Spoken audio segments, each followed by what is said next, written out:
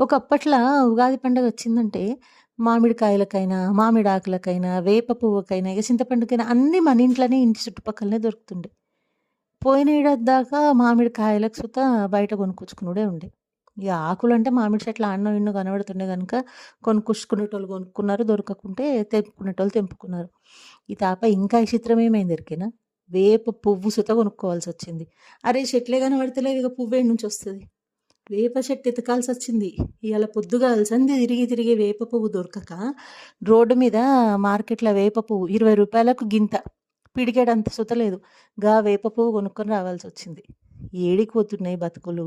ప్రకృతి మీద దాని గురించి చెట్ల గురించి పట్టించుకోకుండా, వేటి గురించి పట్టించుకోకుండా మనం గిట్లనే ఉంటే, ప్రకృతి పక్కా మన మీద పగబడతది.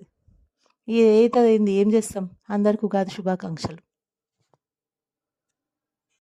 రూ. 20 పోతే పోనీ గానీ, మన పండగలంత మంచిగా ఇంకే పండగలుండయబ్బా!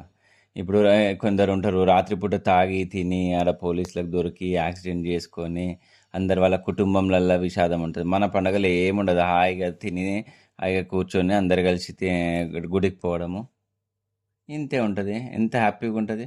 పోతే పోనీ రూ. 20 కాదు, 200 పోయినా సరే గానీ, మన పండగలే చాలా బావుంటాయబ్బా! అందరికీ ఉగాది శుభాకాంక్షలు.